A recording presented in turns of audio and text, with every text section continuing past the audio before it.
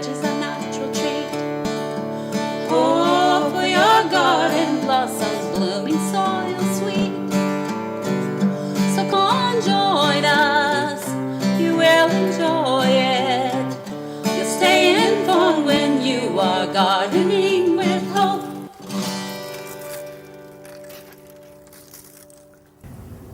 Today on Hope for Your Garden, I'm here with Dave Alford, and we're out on the fields, out on Osos Valley Road in Turri, where you see the big glowing orange and yellow marigold fields.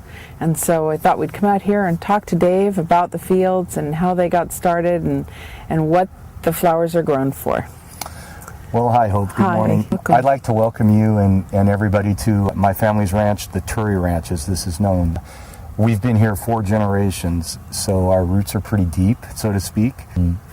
And today I think we're going to talk mostly about flower seed production is what we do here.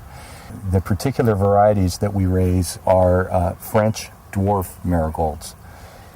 And they are for seed production, and it's kind of interesting.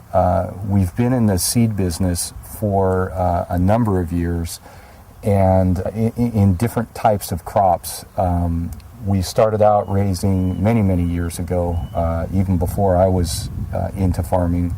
My family was raising seed beans, and then after that we kind of branched out and found other crops that would work really well here. And the reason that this area on the Central Coast is particularly well suited for seed production is that our climate and our soil, because we have these cool days, the cool mornings and the cool evenings, and then we get the sun during the day, it's ideal for seed production. You don't want anything that's too hot, because then it'll come out and it will be a little bit too quickly to mature. Okay. And in this case, in this climate, it's a much slower process, and we get a really high quality seed. So Nice. we've done lots of other different types of seed productions, like I mentioned before, beans. Also, we do a lot of vegetable seed production, and then of course the flowers. The seed industry is a very interesting industry in the fact that, as everyone thinks, when you go to the store, in the case of flowers, and you buy a packet of seeds and it might say Ferry Morris brand, or it could say Burpee, or one of these brand names that you would recognize. Well, in fact, it's typical of what's going on today in large business. There's really only a few major seed companies, and they're worldwide. And they have sort of bought the names or the older original smaller companies like Ferry Morris. But the parent company is going to be a large corporation. And what that does is, by having such a large company behind, they have many more resources for research and development and developing the proper genetics that they need. The other interesting thing about the seed business now is, so when I explain to people that we raise these flowers for seed, they think that the seed goes into those little packets that you buy at your nursery or at your hardware store or wherever. But in fact, in the case of flowers, in today's world, these are going to wholesale nurseries that are producing the pony packs that all of us buy and plant in our gardens with the plants all ready to go. The seed business, the actual planting of seeds, especially in the case of flowers, is just very minute. The big business is these pony packs and ready to go plants that you're putting in your gardens and around your yard. Right. So that's kind of an interesting fact, because these seed companies have to adjust their genetics to try and produce a plant that's going to get out and be flowering right away and have a long life. Marigolds too that are grown here, like a lot of times you think they're going to be grown in full hot sun, so they're going to have to acclimate to the Los Osos area. But these grown here And we do buy Bonanza series Yes. from the local grower right down the street. So they're already acclimated. And in that that's sense. interesting.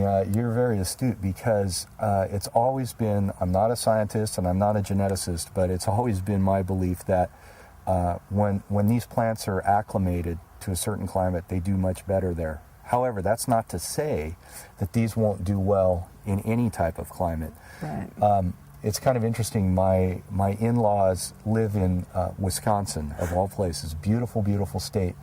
But the growing season there is very short. They have their severe winters, spring comes, and then they have their Severe summers. Their summers are very severe. So when my mother-in-law plants dwarf marigolds like this, she's calling me, asking me, how come I can't get these plants to bloom or to flower? And the reason is because the days are so long, because they're far north, and the growing season is so warm. All the plants want to do is just grow. And so they don't want to put their flowers out, and they get a real leggy, kind of different looking type of plant. So I would like to try now to kind of give you folks an idea of what's involved in the actual cultural practices of raising a seed crop. And I'll start from the beginning and take you all the way through harvest. Oh, wonderful. So what happens is, here in the springtime, first we'll decide what fields we're going to use to plant. And in the case of the flowers, you have to have isolation, which means we can't plant these fields right next to each other. They need separation, otherwise they're going to cross-pollinate. And instead of getting a solid yellow field, you might get yellow with some orange popping up in it. And of course that does not work. Yeah. And in the case of marigolds, you need at least a 1/4 of a mile separation between varieties so that they won't cross. Now, marigolds are self-pollinating, so in this case we don't need to bring in extra bees to help with pollination. In some of our other vegetable seed crops, we have to bring in hives of bees to help pollinate. Also, there's a good natural healthy bee population around here, even though these are self-pollinating, but they'll get in here and they'll really help out. So in the springtime, we'll decide which fields we're going to plant. Then we'll take soil samples and decide what kind of nutrients we're going to add to the soil. It's interesting to note that in seed production, you don't want to have a lot of nitrogen, because the nitrogen will produce a large plant growth, and we're not going for the large plant growth. We're going for you want that plant to be happy, but you want it to go into the seed production mode. So if it has too much nitrogen, it's just going to grow and grow and grow, and you're going to get a lot of plant and not a lot of bloom. So we're low on our nitrogen, but we're high in phosphorus and potassium. And this is what they need. This is what they need for to have enough strength to put all their power energy into the seed production. So once we determine what kind of nutrients we're going to add, we'll work the soil into a very fine, not very coarse, as fine as we can possibly get it. In this case, these are planted up on beds. So we'll come through and make these beds, which in this case, these are 40-inch beds. And then we plant, they actually take the seed and they start them in greenhouses in nurseries. And so we'll plant this as transplants. Okay. So that's about a 45 day process from when the seed is dropped in a nursery until it's ready to go out into the ground. So as I mentioned before, they're on 40-inch rows, and then we have a double line on top of the bed at about 12 inches across from each row. And then between the plants, there's about 8.5 inches. And in this way, in the case of these dwarf French marigolds, that's enough space so that the plants can spread out and get their bloom on like they need to. We don't want to spread them out too far, because then the plants will get too leggy, we call it. They'll grow with extensions, and we don't want them too close, because then they'll be too crowded and they won't produce just what they need to do.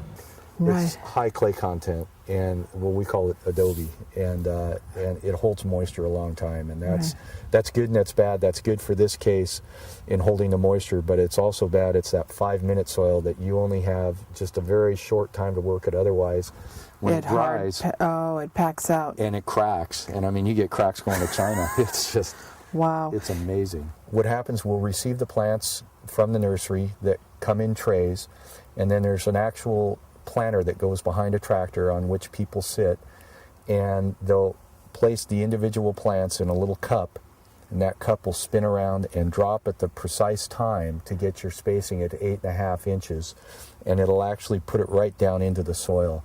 And then there are a few people that follow behind to make sure that the root ball is pressed all the way down into the soil and completely covered.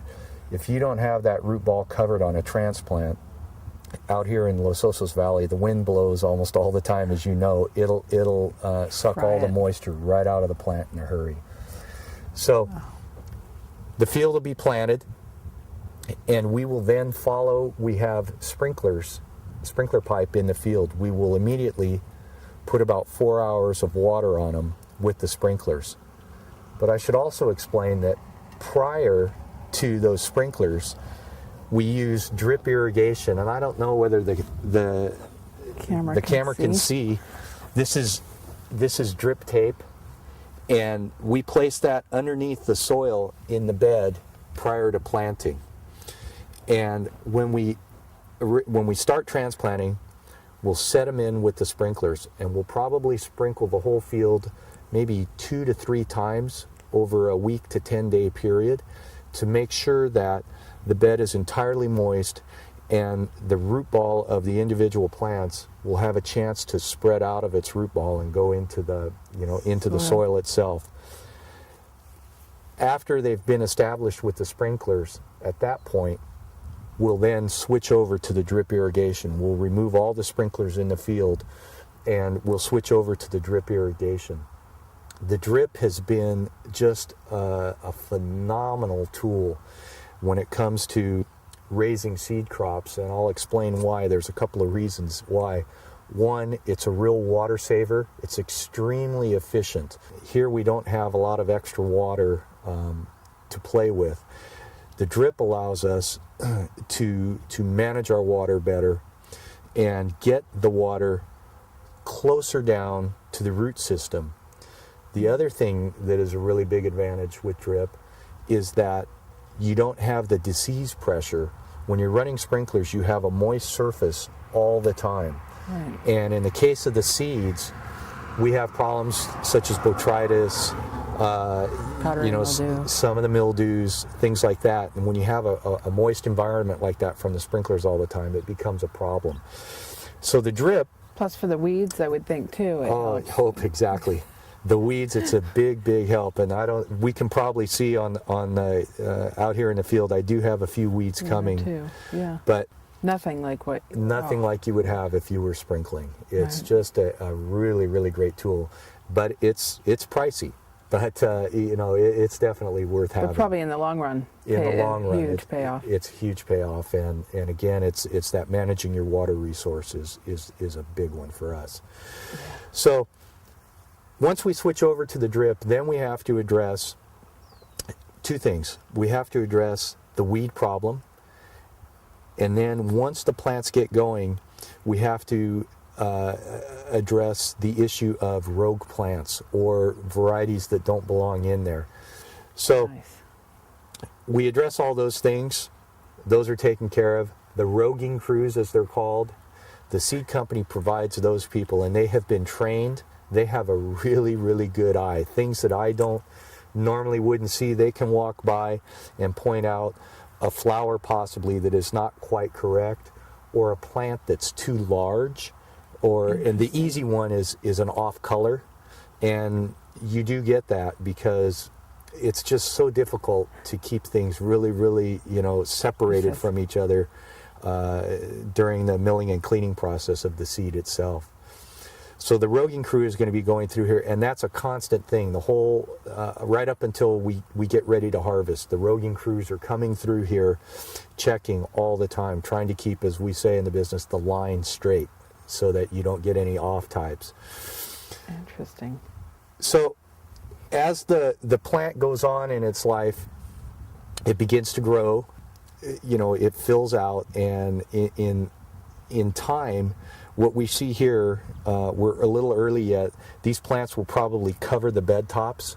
That's in hope in that case, they really, that helps shade out any other weeds. So they will grow, and what ends up happening as they're blooming, and I can give you an example right here, we have the regular blooms. Here's one that has already bloomed and died. In fact, this one, because it's falling over like that, might have a little bit of botrytis in it. And we have to address, you can actually see, this is the actual seed product. Interesting. That we're trying to get, and that is a marigold seed. Now in this case, this seed isn't viable, and you can tell by taking it and bending it like that, and when it bends like that, it isn't a viable seed. And that would remain stiff and hard if it was. That's correct, and I may be able to find an example. I'm not so sure. In this field.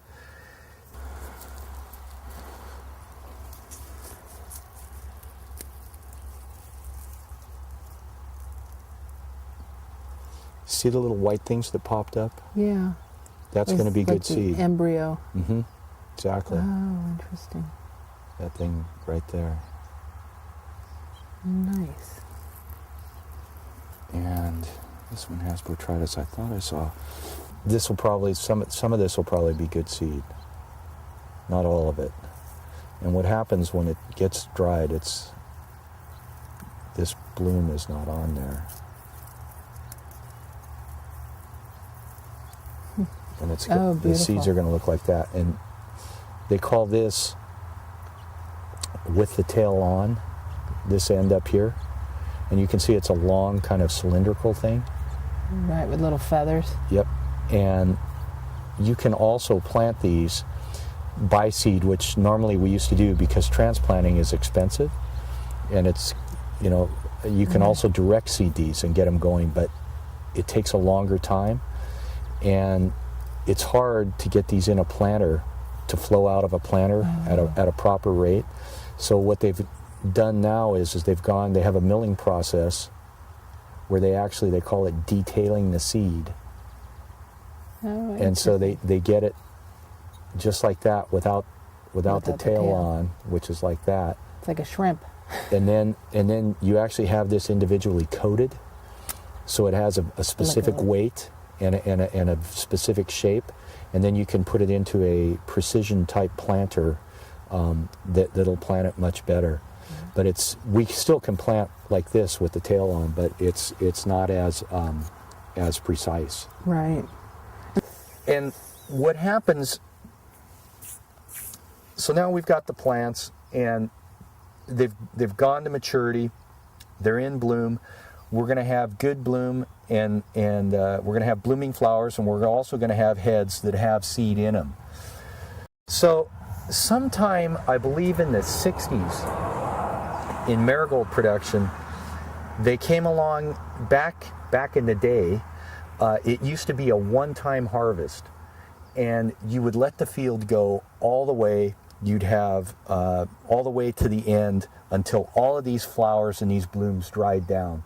Then you'd come through with a combine type harvester, and it's a little more specialized than a normal harvester. And you'd cut the plants off and actually harvest the seed through the combine, and it would be a one-time harvest. And what you got was what you got. Right. So sometime in the 60s, a guy came along and he decided he had a better idea, and he developed a vacuum harvester. And we're too early here to have that vacuum harvester out here now, but it's also a very interesting process. And what happens is the vacuum harvester actually has a hood that goes over the entire row, and it has a powerful set of vacuum fans on the machine and big giant tubes. And inside this hood that goes over the row, there's a little beater bar with rubber fingers that turns around, and it brushes the plant, and the seed, when it's dry, will pop out, and then it gets sucked up into the bin of the vacuum harvester. So what this does is you can go multiple times over the field, and you can also go, and it will not damage the plants that are still in bloom. So you can actually realize a larger yield, and you can get better quality seed because what's ripe is ripe. What's ripe is ripe, exactly correct. And it'll take that off, and yet you can wait a week or so, and maybe this one will be done then, and you'll go through again, and you'll get more seed. So it's really a neat machine, and I can't remember the guy that built the first one, but it was very innovative. Plus, if your season is extended just due to warm weather, like in October, then you can keep going, keep harvesting. Exactly. Up until probably frost. Yes, exactly. And that's a really good point, because we'll probably start harvesting these particular flowers. It all depends, but typically it's September is when we'll start to harvest. And I forgot to mention, there's another thing about raising seed crops, and it has to do with the watering of them. You want, after you've gotten the plant established and healthy and to what we consider an optimum size, then you begin to back off on the water and stress the plant. And what that does, when you start stressing that plant, it sends it more into the seed production mode. It's thinking, okay, I have to reproduce. I got to reproduce. My deal's done here, and I got to put all my energy into making seed. And it's pretty important as we get further on into the season, and typically that would be for us here in September, that we really start controlling the water and how we apply it and how long we apply it, so that the plant, we keep it going, but we want it to stress a little bit and then go into the reproductive mode. Then we can begin to do the harvest thing. Hope, what we're looking at here in the field is kind of some new technology that the seed company and I are working on. And inside this tube is called a data logger. Interesting. And it goes down into the soil, and in this case what it checks is soil moisture. And it's set at different depths. There's different probes down there at 12 inches, 20 inches, and 30 inches. And what that is telling us, this thing is logging data constantly every X amount of minutes, and it helps us gauge whether we're putting too much water on the plant or not enough in this case. And this is something that we're just starting to work with this year. They're very common, lots of folks use them, but for us it's our first foray into this kind of thing. And already some of the data that we've pulled off of it has really interesting, seeing how long the things last, how long the irrigations last. Of course, we record when we irrigate, how many hours of water we put on, and because the drip has a known rate of gallons per minute, we can calculate exactly how much water has been put out, and it's kind of a neat thing. Plus how much remains way down there. And they've determined that these particular marigold roots, the optimum depth at where they're actually pulling their moisture from is 20 inches down, which was a surprise to me because I always thought that it was higher than that. But if you look at the 12-inch reading, that'll give you an idea of, well, things are starting to dry out at 12 inches. We're still okay at 20, but we don't want to lose that moisture at 20 inches. So when the 12 begins to wane down, then we know that it's time to apply more water. And can you get readings off these during the week? Like you don't have to wait till the end of the month to pull the info. So you can get the data. You can get it anytime you want. In this case, we have, I believe it's once a week on Tuesdays. We will download this information. When did you start planting this field? Right at the beginning of May. Oh, okay. So that went quick. Yes. What I notice and think is so amazing is we're driving by, you don't really see anything, some green fields, and all of a sudden one day it's like, did you see that yellow field? Instant color. Well, it's when you plant transplants, Hope, it's very similar to when somebody puts a sod lawn in or sod turf. It's instant. You know, you had dirt there one day and the next day instant lawn, and it's almost similar to that when you use transplants. Okay, so they come on quick. They do come on quick. We get a lot of people at the nursery who come in and say, what are the yellow fields? What are they growing out there? And a lot of people who... Sure, I'm sure they're very curious. Yeah. Marigolds are pretty good at repelling insects as far as aphids. Yes, and we don't have aphid problems or any of those kind of things. However, they can get a fly, but I think probably you tell your customers, I know it's common practice if you have a garden, a vegetable garden, sometimes people will plant marigolds around there, ring them with marigolds to try and help repel some of the insects. But as far as insects go, they're pretty much resistant to a large number of those things, the common pests that we have. The snails still like them. Snails like them, snails and slugs, and then earwigs.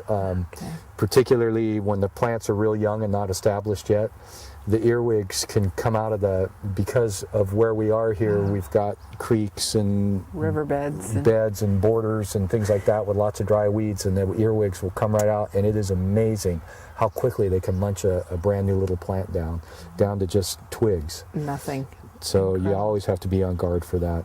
Well, thank you, Dave. This has been absolutely amazing. Learned a whole lot of information that I didn't know about seeds, flowers, the fields, and how they got here, and really interesting. Well, you know, Hope, that's the great thing. We talked a little bit earlier about people coming in and out, and you know, it's not a cakewalk.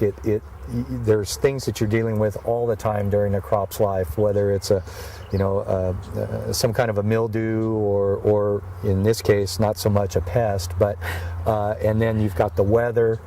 And so you're dealing with all these factors, which can be stressful at times. I think the great thing about this is that when you look out and you see these fields, it makes it all worth it. And the community drives by and they see what's going on here, and it adds a little bit of color and just kind of maybe hopefully beautifies and brightens people's day to see this. And so that's the other rewarding part of this, and we really enjoy doing it. Our family's very lucky to be able to participate in things like this, so we hope to keep doing it in the future. Oh, love it. Absolutely gorgeous. It's been I myself and my wife, we have 3 girls, so and my cousin, who also lives on the ranch here, also had 3 girls. So there must be something about the water here at the ranch. But it's really is. I'm truly a blessed individual. And when you have all the same, whether it's boys or girls, it's kind of cost effective because you can spread your costs out, you know, over, pass things down. So do you think any of the girls will continue to farm? My oldest daughter is an animal science major at Cal Poly. She's very interested in, we also run beef cattle. She's interested in the cattle thing. I don't know. I have no idea. They've all been ranch raised. So it's in their blood. It's in their blood. I can remember my mother saying when I was young, very young, when I was expressing interest, no, you don't ever want to be a farmer. And so now today, I'm very fortunate. My mom is my dad's passed away, but my mom is still with us, and she's going to be 82. And I keep saying, well, so what do you think of me now, Mom? You know, I'm a farmer. So, yeah, I'm a farmer. Anyhow, that's a little bit of the history.